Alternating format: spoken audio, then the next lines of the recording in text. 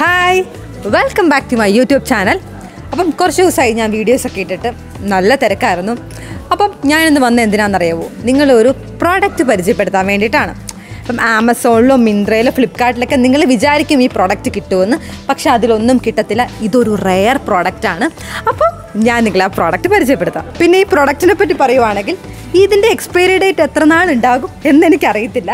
പക്ഷേ ഇതിൻ്റെ expiry date തീരുന്നത് വരെ എൻ്റെ കൂടെ ഞാൻ കൊണ്ട് നടക്കേണ്ട പ്രോഡക്റ്റാണിത്. ഈ പ്രോഡക്റ്റിൻ്റെ വീഡിയോ സാധാരണ ഒരു വീഡിയോ പോലെ അൺബോക്സിംഗ് ഒക്കെ ചെയ്ത് എല്ലാവരെയും നല്ല അടിപൊളിയായിട്ട് പരിചയപ്പെടുത്തണം എന്നൊക്കെ എനിക്ക് നല്ല ആഗ്രഹമുണ്ട്. പക്ഷെ അങ്ങനെ ചെയ്യാൻ പറ്റുന്ന ഒരു പ്രോഡക്റ്റ് അല്ല ഇത്. അതുകൊണ്ട് മാത്രമാണ് ഞാൻ അൺബോക്സ് ചെയ്ത് നിങ്ങളെ ഭയങ്കര ഡീറ്റെയിൽ ആയിട്ടൊന്നും കാണിച്ചു തരാത്തത്. പ്രോഡക്റ്റ് ഉണ്ടല്ലോ, അടുത്ത മാസം എൻ്റെ കയ്യിൽ കിട്ടും. ഇതിൻ്റെ റിട്ടേൺ ആൻഡ് റീപ്ലേസ്മെൻറ്റ് ഒന്നും നടക്കില്ല. ഇനി എനിക്ക് റിട്ടേൺ ചെയ്യണമെന്ന് തോന്നിയാൽ പോലും ഒരിക്കലും നടക്കില്ലാത്തൊരു സംഭവമാണിത്. പപ്പായ്ക്കും മമ്മിക്കും എവിടെയോ പോയപ്പോൾ കിട്ടിയ ഒരു പ്രോഡക്റ്റാണ്. അവർ നൈസായിട്ട് അത് എനിക്കങ്ങ് കൊളാബ് ചെയ്ത് തന്നു. ഇപ്പം നിങ്ങൾ വിചാരിക്കും അതല്ലേന്ന്. അതല്ല, ഈ പ്രോഡക്റ്റ് മാനുഫാക്ചർ ചെയ്തിരിക്കുന്നത് എറണാകുളത്താണ്. ഞാൻ പഠിക്കുന്നത് എറണാകുളത്താണ്. മനസ്സിലായോ? അത് തന്നെ. നിങ്ങളിപ്പോൾ വിചാരിക്കുന്നുണ്ടാവും ഈ കൊച്ചു കുറേ നേരം ഈ പ്രൊഡക്റ്റ് എന്നൊക്കെ പറയുന്നത്. നിങ്ങൾക്ക് ആ പ്രൊഡക്റ്റ് എന്താണെന്ന് അറിയണ്ടേ? ആ പ്രൊഡക്റ്റ് റിവീൽ ചെയ്യാൻ ടൈമായി. ഇതേ ഇരിക്കുന്ന ആ പ്രൊഡക്റ്റ്. അയ്യോ, അതല്ല.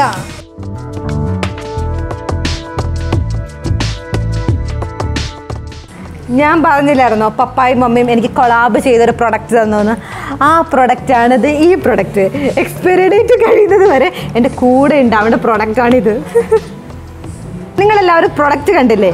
പ്രൊഡക്റ്റിൻ്റെ പേര് ജെൻട്രി എന്നാണ്. അപ്പം നിങ്ങളെല്ലാവരും വിചാരിക്കുന്നുണ്ടാവും ഇതെന്ത് പേരാണ്. പരിചയപ്പെട്ട് നടന്ന സമയത്തൊക്കെ ഞാനും ജെൻട്രി എന്നുള്ള പേര് കഷ്ടപ്പെട്ടാണ് പഠിച്ചുകൊണ്ടിരുന്നത്.